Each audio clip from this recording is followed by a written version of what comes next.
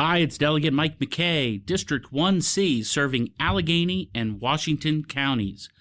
You're listening to my go-to source for news and insight on Maryland policy and politics, the Conduit Street Podcast.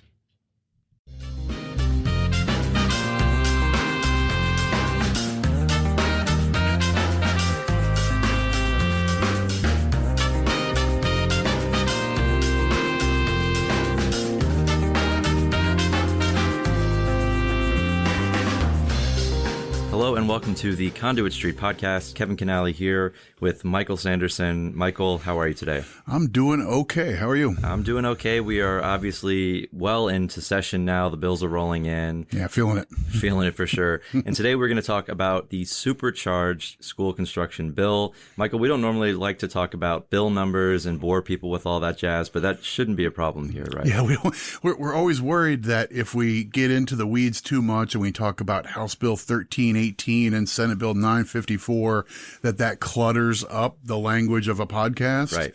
But this bill seems like it's easy to talk about the bill number because it's House Bill 1. Senate Bill 1. Right. This is okay. You don't have to write that one down. Right. The Built to Learn Act. And this is obviously priority in both the House and the Senate. In fact, we knew this would be House Bill 1, Michael, I think back in the fall. Right. Yeah. Like this was no surprise. Yeah. This Speaker Jones made it clear that this is going to be a big priority. She I think exerted some leverage to bring the Senate to the table and have them make it a similar priority. So that's what we see from legislators. That's not always the case. They don't always queue up certain bills at the beginning of the count. But this year it was a very orchestrated effort. Big bill, a lot of circumstance and pomp and all that sort of thing. Big hearing happening today. We're recording on Thursday. And so the big public hearing in the House happening today. A lot of attention on school construction. We thought it deserved some here too. And of course, counties are very much invested in school construction, and that's because we share responsibility with the state, right? And the state's funding formula under current law depends on statutory formulas and regulations. But Michael, this partnership, Maryland is really seen as a leader in the way that we do school construction. Yeah, the state plays a big role here, both on the technical side of having expertise to guide and oversee projects, but also in showing up, deciding what projects are ready to go and showing up with state funding for a part of those. And I don't think we're going to get too deep today into the formulas and the mechanics, but there are a couple pieces of that are relevant because this bill gives some new flexibility and is some generous in some ways that we haven't seen before. So this is a really big bill. I mean, it seems like every year Mako is at the table and saying, look, we have all these shovel-ready projects to go in counties, but the state doesn't have the funding, doesn't have the resources to provide that matching fund, right? And so we're there every year saying this is a top priority, and I think we're finally going to get something that is very, very good for both the state and for the counties, and we'll make sure that we're able to get these projects off the ground. Right. And I mean, the counties aren't alone in this, but I think county government leaders, as well as school board leaders and the superintendents and principals at the school level are all really sensitive to you need a modern facility for modern learning. And, we've got too many schools that are really substandard. They're too old. They don't have the latest technology, but even all the way down to adequate drinking water and heating and other things like that. So, okay, this is a big effort, and it's been a centerpiece issue. Like you say, for Mako, we go through a process every year picking our top issues, and, we get 30, 40, 50 submissions every year and narrow it down to a few. And almost every year, keep the pedal to the metal on school construction because we've got lots of projects ready to go just waiting for state dollars. That's right. That's been almost every year it makes our list. Okay, so let's talk about the Built to Learn Act. Again, this is really a supercharged big omnibus bill. But Michael, essentially this bill leverages casino money to build schools. And let's talk about first, I guess, the lockbox, right? Yeah. We now have a lockbox that's promised in the state constitution, and school funding and school construction, these are now acceptable uses of the money that goes into the education trust fund. Right. So a little bit of debate, but not much pushback in the legislature when they decided to make sure that school construction was one of the items that was okay to be used in this education trust fund. So not just the operating costs. Right. So when we went to the ballot and Maryland voters approved this change in the Constitution, we said we want all this casino money going into an education trust fund to be money that's above and beyond the commitments that we already had in place when we authorized the casinos. Right. So the sort of Thornton formula and the vanilla formula for school construction, that's not really a year-by-year formula, but we want this money to be new money, not supplanting general funds, which is in practice what had happened. So when voters approved that, it sort of came in 4 waves, 125 million for each of the first 3 years, and then it gets to the full amount, which is in the neighborhood of 500. Right.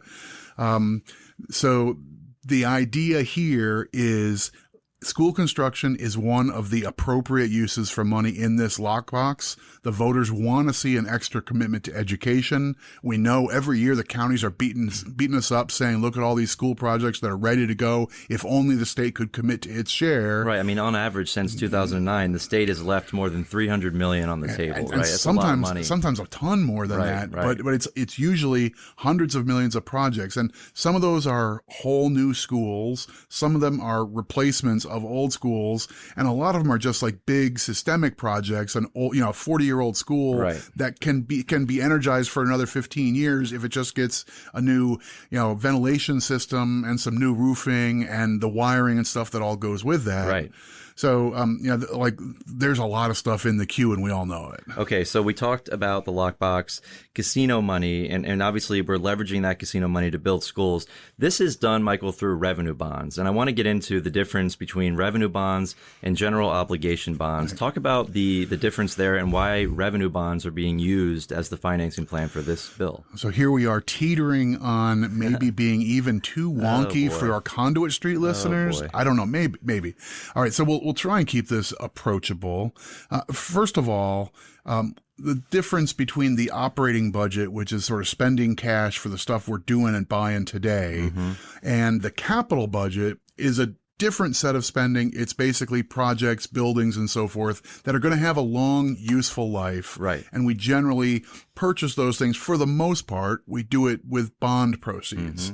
Now, if you're looking for like a policy rationale for why do that, I mean, the state government has cash and in theory could build a building with cash. Pay-go, right? That would right, be yeah, pay as you go, and we tend to abbreviate it as PAY-go, pay-go.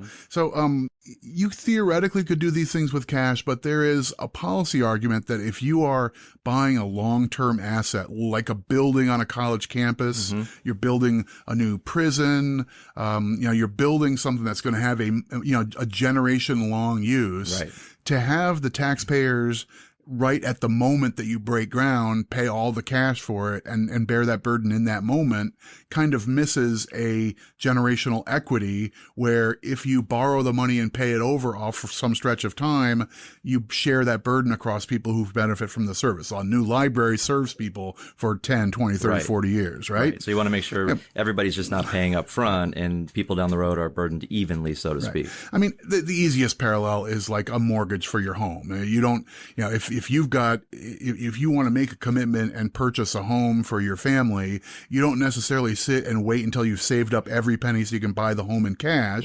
You make a commitment that I'm going to pay for this over a period of time. I want to live in the home. Now, fine. Okay. So most of us get our first home through a mortgage, borrow the money, and then in a mortgage, you put up the home as collateral for the loan. The state won't do that, but instead makes a pledge. We say the state of Maryland puts its full faith of credit behind general obligation bonds. We get AAA bond ratings from the people who do that kind of analysis. That means the people who buy our bonds don't demand particularly high interest because they know they're low risk. We're a good credit state. And that's the way we ordinarily do bonds. We say we'll float bonds and we'll put behind it all of our taxes, all of our revenue raising capacity. Maryland promises you're going to get paid off if you buy our bonds. And so those are general obligation bonds. Yeah, so that's the vanilla way to do bond projects, including schools, and virtually everything has been done through general obligation bonds for a long time. Transportation is different. Sometimes you build roads using revenues that come from the bridge tolls or other things like that. But in the main, this is a matter of general obligation bonds. This bill is thinking outside the box. And this bill is saying, if we just took a piece of that casino money that we know it's going to ramp up to 500 million Right. or thereabouts, Right. and it's in the Constitution, it's got to be used for education. So it's already kind of spoken for. It's outside of the vagaries of the year-to-year appropriations process. Right. So since we've already got that money, what if we took a piece of that? Let's take 125 this year and for the future, and let's get a bond today and say we'll pay 125 million in debt service on the bond. We could probably get a giant pile of cash right away and go do a bunch of education projects. So, everybody's out there saying we got projects that are unmet needs. Some of the larger jurisdictions have themselves just, one county by one county will tell you they've got numbers in the billions of projects that are queued up and like they already know they have a shortfall in their needs. So if you say we're going to leverage 125 million and you pledge casino revenues only, then you're saying this is a revenue bond. We don't pledge that you're going to get our income tax or our property tax. What we pledge to you is that the casino revenues are going to be used for this. But it's a dedicated revenue stream. Right. And it's fenced off in the Constitution. Exactly, and I think that will be looked upon favorably when these bonds get rated by the Moody's and Standard & Poor's outfits. Okay, so typically general obligation bonds, you get a really good interest rate. We're in a good environment right now where the interest rates would be low. Yes, we definitely are. How does that differ with a revenue bond? Hard to say. Right. I would think the full faith and credit pledge is stronger and more ironclad than this revenue is probably going to be here, but you get that revenue and there should be more than we need. But I think, as you said, this being enshrined in the Constitution and being fenced off, that's got to help your case, right? When you say you should buy these bonds. Yeah. So in general, the more you put behind your bonds, the more assurances you're giving the bondholder, and therefore they demand a lower interest rate. So, these may be a click or two higher than a general obligation bond, but it's not like we're going to be borrowing at like Chicago's rates. Right. Okay, we're not doing that. Okay. So we're pledging this money for 30 years, Michael. What do we get in return for pledging that money for 30 years? Well, we get a bunch. So if a typical year for school construction for the state contribution is they show up with something like $400 million out of $1 billion or so capital budget. Right. Typical year, about 400 goes for school construction. Then the counties show up with their share, and you end up building $1 billion and a half dollars worth of schools.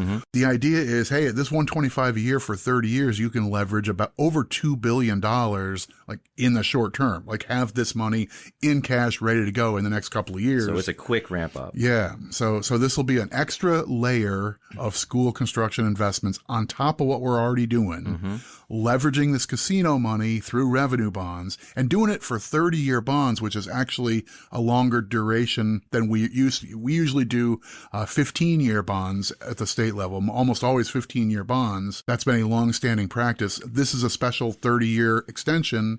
That's part of the way you get the big multiplier there. Sure. So nuts and bolts. This legislation is responding to many recommendations that Maryland counties have made for the state program, over the past several years. First of all, it provides a robust state funding commitment to school construction. That is always one of the first few sentences in our initiative when we show up at the table, right? Keep the pedal to the metal. Yeah, $2 billion plus is a move the needle kind of effort. And if that's really what this turns into, the bill speaks to the number 2.2 billion as everybody's working guess as to what we think this might generate in the bond market. That would be a really impressive figure. And we know jurisdictions are already out there saying, okay, what are we ready? What are we ready to do our share of? Right. Do we have the technical expertise to handle 3 projects in the next 5 years when we might not have been doing them that fast? But hey, if the state's ready to be a willing partner, let's get ready to dance. Well, speaking of technical expertise, this also provides technical support for smaller counties who may not have those resources that maybe some of the larger ones do. So we're making sure that the state is still showing up and saying, hey, we can help you with all this stuff. We'll make sure you have the technical needs covered, plus the cash. Right. And without getting too detailed in this, an interesting thing here is a few years ago, the state set up a special school construction investment in the city of Baltimore, where they had a number of old schools that were in need of full out replacing or, wholesale renovation. And the Maryland Stadium Authority was brought in as an agent to sort of oversee a lot of those projects as sort of one of the legs of a three-legged stool. Sure.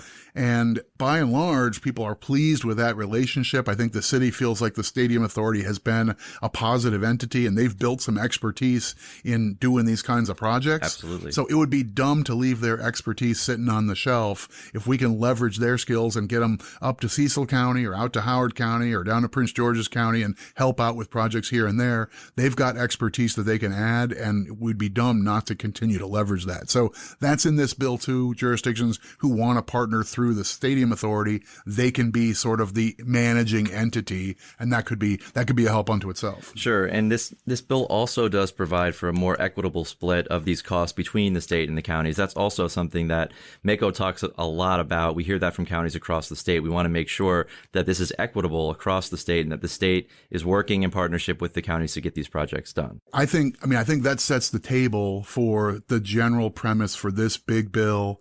As we said, today is the bill hearing. The House Appropriations Committee is talking through the bill. The conversation is starting. This is probably going to continue through the session. Right. But this is a big, ambitious framework on a topic that everybody cares about.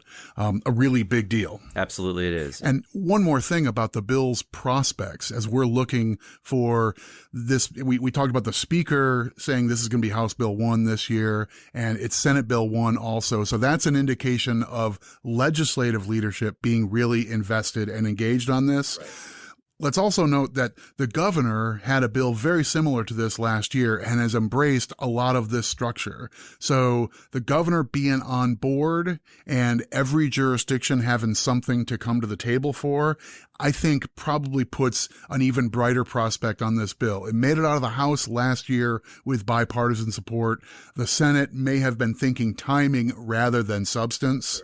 So for this year, with the governor still saying it's a good idea, with legislative leaders saying it's a good idea, and with jurisdictions across the state all talking about how this fits their needs, I think the likelihood of House Bill 1, Senate Bill 1, getting to the governor's desk, getting signed, and being something that Maryland can be proud about soon, pretty high.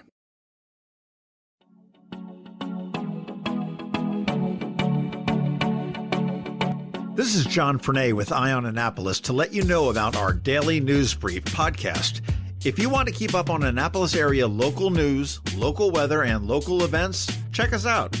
We produce episodes every Monday through Friday at 7 a.m. and deliver them right to your phone or computer for free. You can also catch them on our Facebook page, All Annapolis, or under the podcast category at eyeonannapolis.net. You can even ask Alexa to play it for you. So, if you want to keep up to speed on Mayor Buckley, County Executive Pittman, Navy football, maybe you're looking for a weekend thing to do, or if you just want to catch the hyper-local weather, give a listen to the Eye on Annapolis Daily News Brief. We'll see you tomorrow morning. Welcome back to the Conduit Street podcast. Kevin Canale back here with Michael Sanderson. We are talking about the Supercharged school construction bill, the Built to Learn Act. Michael, we've gone through the numbers. We know that this is a really quick ramp up of funding, almost doubling the state's commitment for 5 years, $2.2 billion. So let's start to get into some of the more technical aspects of this bill. And I first want to talk about Prince George's County. Now, they're down here today. County Executive Elsa Brooks is supporting this bill. She is enthusiastic. They're excited. But they do have a little bit different of a path when it comes to what this legislation is going to do for them. Definitely. And in a bill that contains a number of interesting ideas and new approaches, the Prince George's approach is probably the furthest outside the box. We got vanilla, chocolate, and strawberry, and now we got a scoop of pistachio too.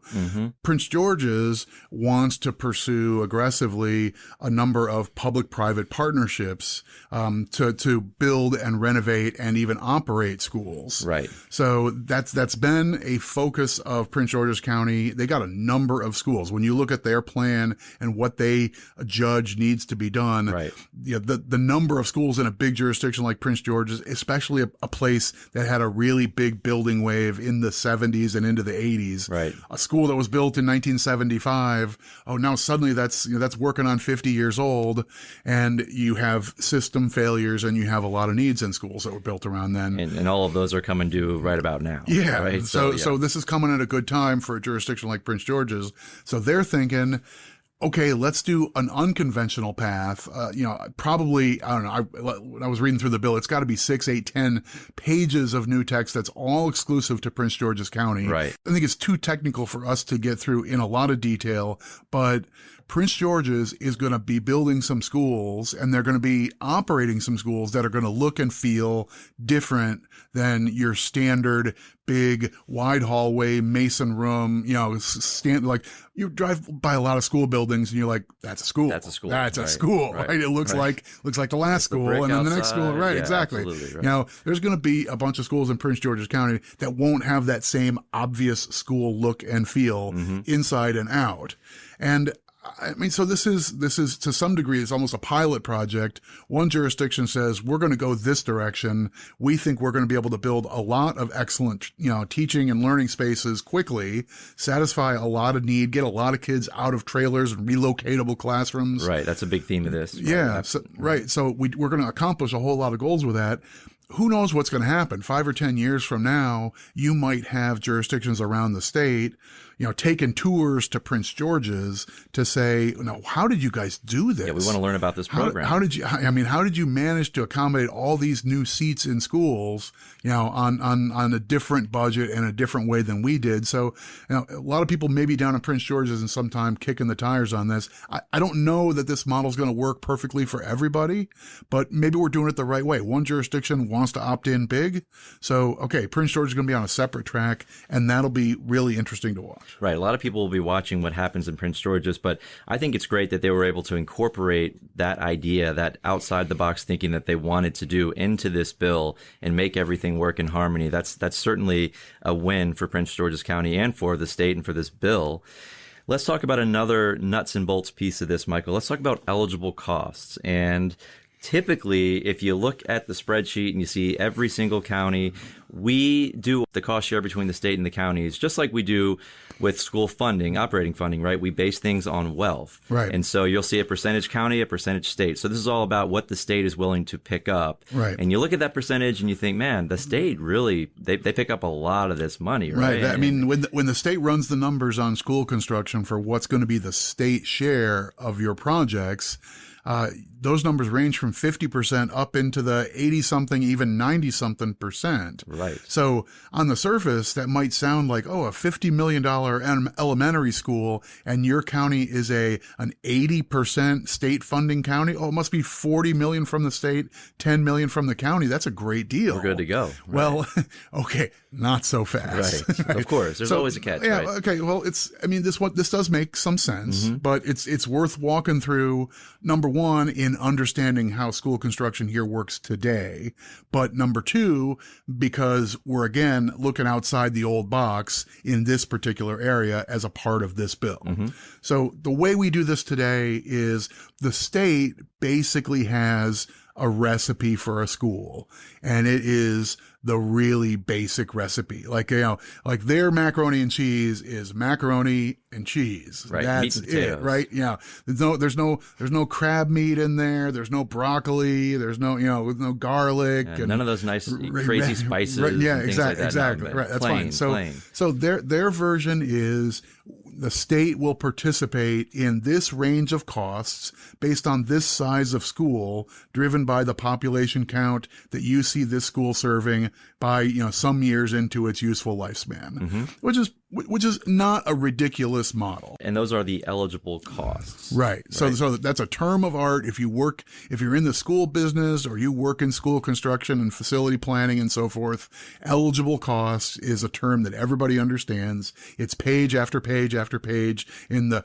Code of Maryland regulations. And we're not going to try and explain all that stuff out. But basically, okay, if you're building a high school for 1,200 students, here's how many square feet we think it needs to be. Right. And this is the amount of area that you're going to need for these various functions and so forth. You run the numbers. Here it is. The state pays X dollars per square foot. And now here it is. We think your high school is going to cost $61 million. And then your community and your school board leadership are running, they're sitting and look at their actual blueprints, Right. and they're saying, well, at our high school, we were thinking we would have like a place where you could have a play, and we wanted to teach languages and industrial arts, and we wanted to have like 3 or 4 outdoor facilities, not just one outdoor facility. Right. And we wanted to be able to have some computer apparatus and laboratories and so forth. Like we want to have P-Tech a stuff, and modern think school. outside the box. We want to serve the needs of a modern education, not necessarily a 1977 education. So we run the numbers, and when the state says we think your school is a $61 million entity, we come up with, wow, that's 115.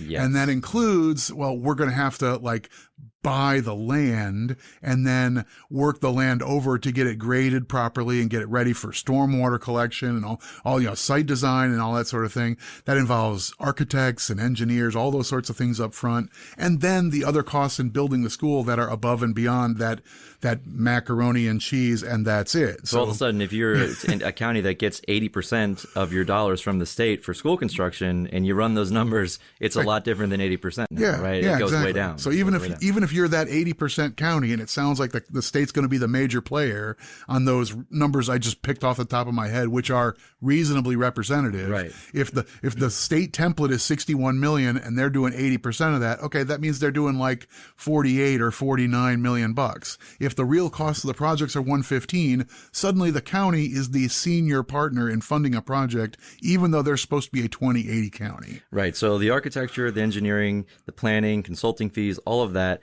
generally not eligible for funding under current law. This bill does give smaller counties a better deal on these eligible costs. Talk about that, Michael, and why this is an idea that really could catch fire. Yeah, actually, there was a separate bill introduced last year which had a good public hearing. It was sort of the case study in sympathy for a small jurisdiction who's got a big project that they needed to support, and even though they're small, it's a Caroline County school project, and you take a look at what Caroline has had to go through to pick up their end of the deal for their latest school project.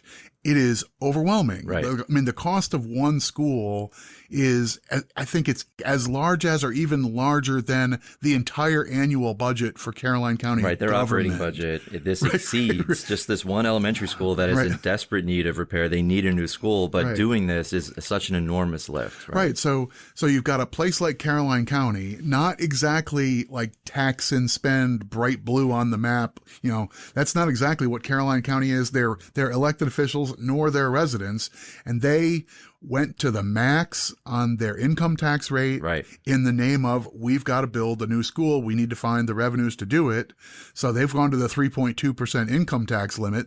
You don't think of Caroline County being the place to do that, but they got nowhere else to go. They had to do it, right? Yeah. And that got them some additional state money. It helped out a bit. Right. But it is an enormous lift for a smaller jurisdiction without that tax capacity to build one school. Right. We're talking about one school. Right. So last year, the Appropriations Committee heard Delegate Christ, who represents, and he lives in Caroline County.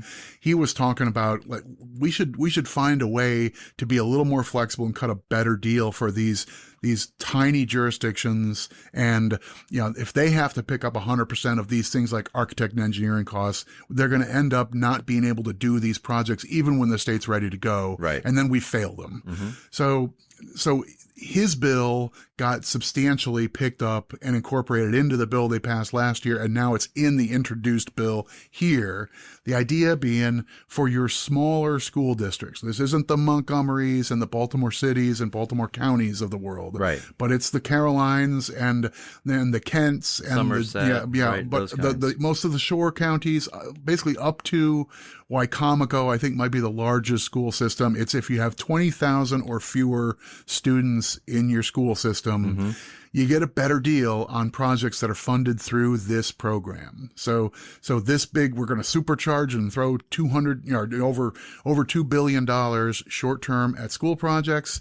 The small jurisdictions who get a project, we're going to split all those soft costs up front, the architect, engineering, those sorts of things that right now are 100% locally funded.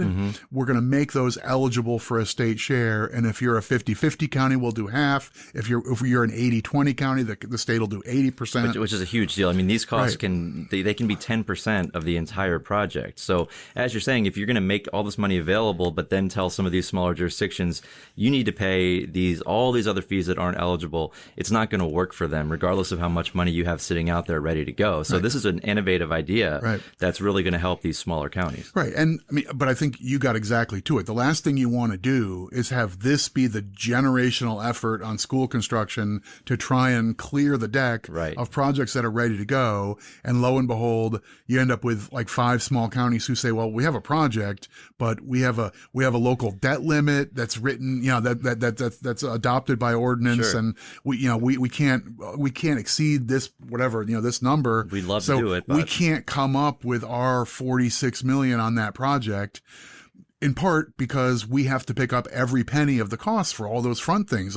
For us to have to do the site design and architecture and engineering costs, it just makes the project upside down for us. Even so, thanks but no thanks. Right. Even though you have all this money dangling out in front of us, we can't take advantage of it. So no one wants that to be the outcome. So I think, like, this being in the bill for the smallest counties is a good idea. And it probably is a way to promote equity in participation. Now, we'll probably see some conversation as this bill gets attention. I mean, today's the bill hearing, and we're going to hear most attention on the main concepts in the bill, like we're talking about today. Floating these revenue bonds based on casino money and finding a bunch of money today and really go. Sure. So that's what the big conversation is going to be about. Like, the next couple of weeks are probably, okay, do the mechanics work? Have we got all the language for Prince George's sorted out? There's some other technical things in the bill that I'm sure are going to get some attention. Sure. Some things MACO has raised and the school boards will raise and so forth. But along the way, I don't know, this deal for the smaller jurisdictions, that sounds like a pretty good idea. Are they the only ones who will want it? Or do we end up seeing a debate about how to make the matching work to bring everybody to the table? I mean, $2.2 billion, if you drag that out and figure most projects end up being 2/3 county funded or more, so you're probably implying something like, I don't know, $5 or $6 billion in county funds to match all this. Is everybody, like, we don't have our own casino lockbox lying around that we can just say, well, we'll just flip another switch and have a new bonding source. Right. I mean, that's part of the conversation, right? Are the counties all ready to put up their share? If they have all these projects that are ready, how much cash do the counties have on hand to take advantage of this new state money, this $2.2 billion? So, yeah, I mean, you just said that seems like it's tilted toward counties in terms of the spending, in terms of the dollars. When you really look at this and you say, well, 2.2 from the state, what are the counties going to have to come up with to match that? That seems like this could be a way to really ease the burden and make this work for more counties and for everyone. Yeah, something along these lines, I think, has got to come up in this conversation. So we'll see where that goes. But again, I mean, if there's a theme here, it's taking a program that's been successful and effective, but has not quite covered all the ground that we wish it could cover, and saying, we're going to put a big rapid injection into this program, an extra layer. We got a whole team of people with expertise. We're going to grab a whole bunch of money by leveraging this casino revenues and floating bonds based on it. We're going to fill in the gaps all over the place, and we're going to throw innovation in left and right. And if you want to do P3s, Prince George's, we're going to leverage that. Smaller jurisdictions, if you need help on the front costs, we're going to help with that. There's a couple other pieces in the bill that we haven't gotten into, but a little extra money for places that have really high growth or lots of relocatable classrooms, another worthy target to put an extra layer into. Identifying the highest need schools and saying, let's target those with a special sort of subsidiary fund. Yes, good idea. Makes sense, right? Right. So you put all this stuff together and it looks like the result of a big brainstorming exercise. Like, if we all care about school construction, like, what's a wish list? How do we really crush it and knock it out of the park? That's exactly what this is, right? That's what it is. So this bill is like, you take your top 10 ideas and you put them all into the bill. Overall, I think this is transformational. I mean, obviously, it's going to get a lot of attention, I think, nationwide. As we said earlier, Maryland is already recognized as a leader in how we build our schools, but this should be getting a lot of attention, and I'm sure a lot of states are watching to see what Maryland is doing and how it plays out. Right. And we've got county leaders at the table testifying in favor of the bill. They're talking about their local projects and needs, their backlogs and so forth. And all of them are basically applauding and saying, great job, please do this. All right. So we'll leave it there for today. If you enjoy the podcast, please go ahead and subscribe. Like the podcast. That way these episodes be sent directly to you. Also follow along on Twitter and Facebook, and of course the Conduit Street blog. But for now, for Michael Sanderson, Kevin Canale signing off, and we will talk to you soon.